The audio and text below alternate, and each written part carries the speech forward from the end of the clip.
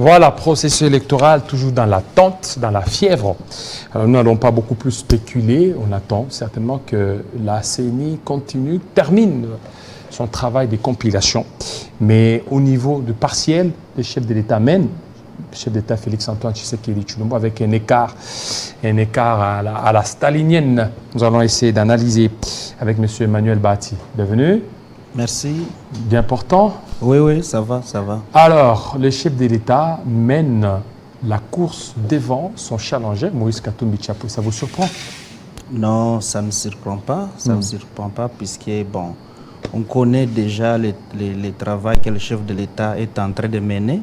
D'abord, moi personnellement, par exemple, dès lors que j'avais vu qu'il a mis l'accent sur la gratuité de l'enseignement, je me suis dit, en tout cas, on ne peut pas ne pas lui donner la chance, on ne peut pas ne pas lui donner le second mandat, dans la mesure où, comme vous le savez, l'éducation, c'est la base même d'une société. Alors, quelqu'un qui accorde l'importance à l'éducation ne peut pas ne pas lui donner le second mandat. Donc, pour moi, ça ne me surprend pas. Ça ne vous surprend pas? Non. Malgré, il y a eu des accusations des irrégularités, vous, ça ne vous surprend pas? En tout cas, irrégularité, bon, nous savons tout ce que je sais. Par exemple, dans ma circonscription à Lukunga, je sais qu'on a constaté le déploiement un peu tardif de matériel. Bon, mais moi, par exemple, mes électeurs sont restés sereins, en train de patienter, puisqu'ils étaient déterminés à m'accompagner. Alors, mais le processus en général s'est bien passé. D'ailleurs, il ne faut pas oublier que la perfection, elle est divine. Oui. La perfection est divine. Oui. Malgré tout ce qu'il y a, donc pour vous, vous donnez à combien à ce processus sur une échelle de 100%, combien? En tout cas, je me dis, ce qui est important, c'est qu'on puisse avoir les résultats. Et j'estime que, en tout cas, partout il y a des observateurs. Je n'ai pas vu un seul observateur qui a dit qu'on a fraudé pour le chef de l'État. On sait voir, on sait constater qu'il a battu le record. Donc, j'estime que ceux qui crient, peut-être ils n'étaient pas prêts pour les élections. Mais ces scores-là, c'est vraiment des scores avec beaucoup d'écart. Bien sûr, beaucoup d'écart. Et voilà, s'il faut crier qu'il y a tricherie, mais il faut quand même essayer de comprendre, quand il y a déjà des écarts pareils, comment on peut dire qu'il y a tricherie? Donc moi, je suis serein et convaincu que le chef de l'État a bel et bien remporté ces élections. On attend la CENI qui doit se prononcer, qui doit donner les résultats, mais au regard déjà de ce qu'on voit, on sait constater net et clair qu'il a remporté les élections. Bon, là on attend, c'est encore des circonscriptions, c'est pas encore fini, ils sont encore à quelques pourcentages, oui. On continue beaucoup plus à attendre. Alors, vous êtes aussi, vous êtes secrétaire national au niveau de la FDC. Effectivement. Est-ce que votre parti pourra aussi se retrouver, faire les scores qu'il a fait en 2018? En tout cas, notre regroupement, avec son autorité morale, que je salue en passant, le professeur Bahati Lukwebo Modeste, est un parti bien organisé. Le regroupement aussi est très bien organisé. Vous constaterez que nous sommes les premiers regroupements à avoir aligné assez ou un nombre important de candidats députés nationaux. Et aussi, quand vous constatez lors de la campagne électorale, vous aurez à constater que l'AFDC vraiment a bâti campagne et donc nous étions préparés et nous avons tout fait pour garder notre place et pourquoi pas aller encore un peu plus loin, puisque nous, c'est ça. Nous, à l'autorité morale, nous dit toujours on doit travailler, on doit, c'est vrai, rechercher le pouvoir, mais d'une manière démocratique. Donc, soyez rassurés que nous allons toujours avoir... Donc vous allez battre partout. Nous allons battre. Vous aurez aussi une majorité, une majorité consistante pour la FDC d'abord au niveau de l'Assemblée nationale.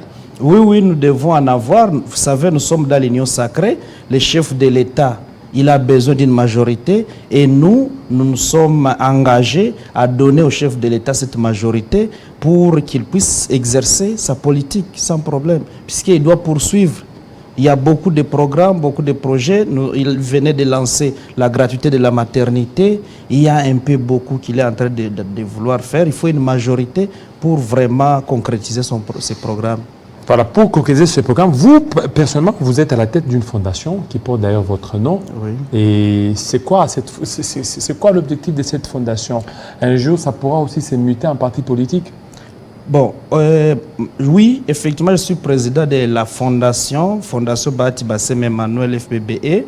Cette fondation, elle se préoccupe d'abord pour l'encadrement de la jeunesse. Vous savez, nous avons beaucoup de jeunes qui sont presque abandonnés, puisque tel que je venais de le dire, il faut donner beaucoup d'importance à l'éducation. Malheureusement, nous avons constaté qu'il y a une catégorie de cette jeunesse qui n'a pas pu bénéficier de l'éducation. Alors, nous faisons tout pour essayer de voir comment les accompagner.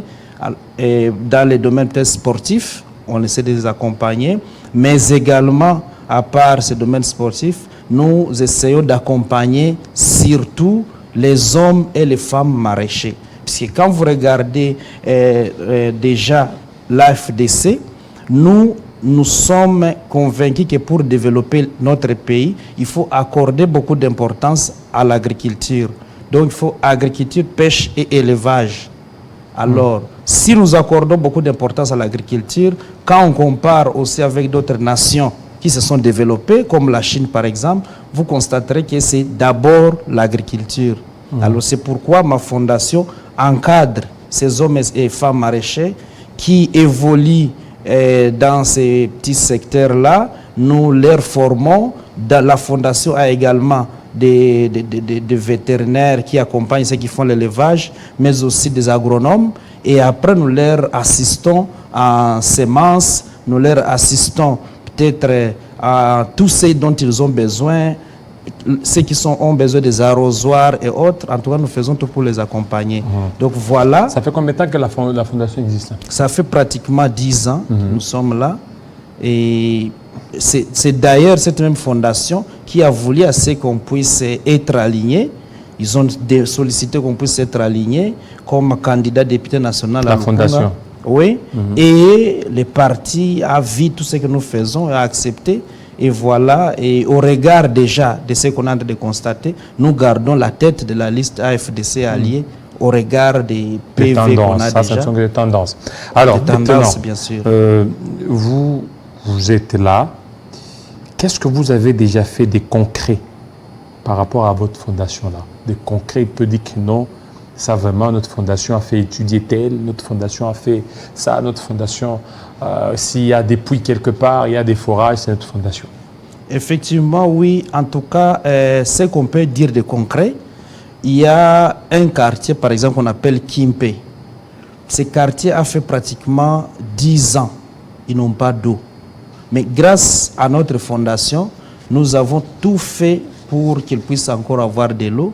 Ils ont une borne fontaine et ils sont très contents, très satisfaits de ce que la fondation a fait. Également, quand on part vers Punda, alors, à part ça, nous allons, vous savez, notre ville ici, il y a des coins où vous ne pouvez pas vous imaginer, où il y a la souffrance terrible. Quand vous allez dans un coin comme Mafoufou, c'est à Mongafula, ils n'ont jamais vu l'éclairage. Ils ne savent même pas qu'il y a régie des eaux. Et ils ne rêvent peut-être même pas que peut-être ça arrivera. Mais on sait que peut-être avec les programmes du chef de l'État, peut-être ils finiront par aussi atteindre ces gens-là. À Mbekana, à Mafoufou, ce sont les mêmes réalités. Il n'y a pas d'éclairage, il n'y a pas d'eau, il n'y a pas d'électricité. Mais qu'est-ce que ma fondation a essayé de faire là? Nous avons mis ce qu'on appelle les lampadaires. Et ils ont quand même... Partout là? Oui. Quand vous y passez, même la nuit, vous sentez ça que la porte fondation... votre nom, fondation? Bien sûr, bien sûr. Donc, voilà un peu. Et qui vous finance? En tout cas, la fondation fonctionne sur base de cotisation des membres. Bien sûr, vous n'avez pas un bailleur de fonds derrière? Non, je n'ai pas de bailleur jusque-là. Je n'ai pas de bailleur. Mais s'il y en a, ils sont bienvenus. Mais jusque-là, c'est que nous essayons de fonctionner par rapport à nos petits moyens de bord. Nous essayons de... Bien sûr, je suis les grands qui puissent y contribuer un peu plus, mais il y a aussi des membres de la fondation qui viennent. Vous comptez combien appuyer. de membres dans la fondation? En tout cas, notre fondation, maintenant, nous sommes au-delà de 5000 membres. 5000? Oui, Ici à Kinshasa ou même sur toute l'étendue territoire national? La fondation n'est pas seulement à Kinshasa.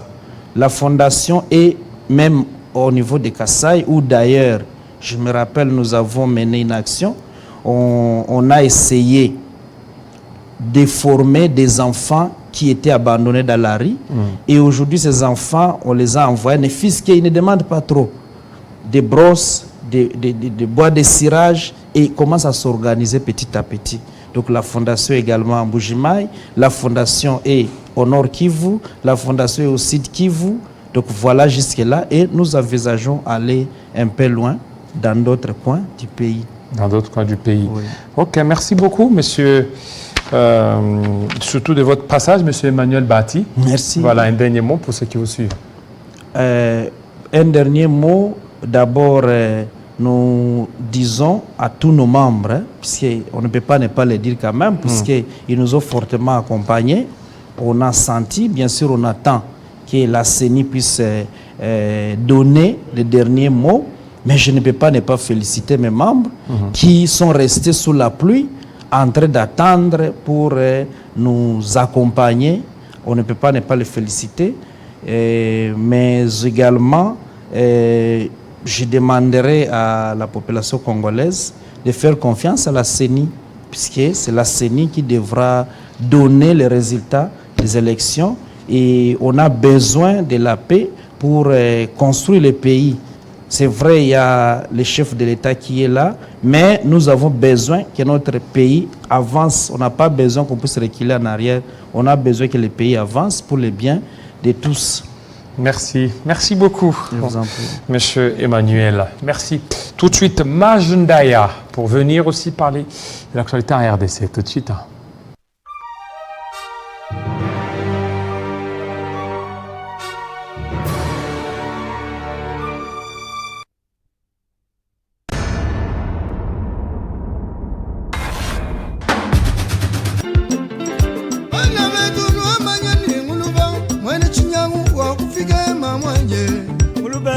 Chombo chama mukumala mulube wibataye yekwa bukashije mulube muluba kele makota mulwe mulube wamilaye ayibende kashije mulube muluba mwena bukoya bwa kashije mulube kunyema kanani bitochi bisukana mulube wakajina maichelela ni nyuma yele ya makoye ya mulonda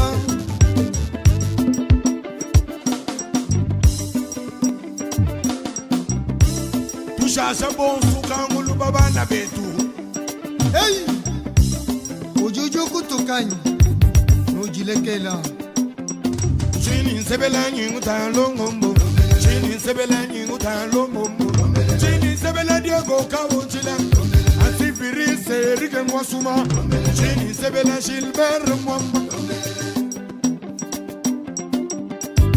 ushasha washa mwende mashaka nguluba shinyoka mbala les solutions diable mwena shinga yenda wakulwa ashangulu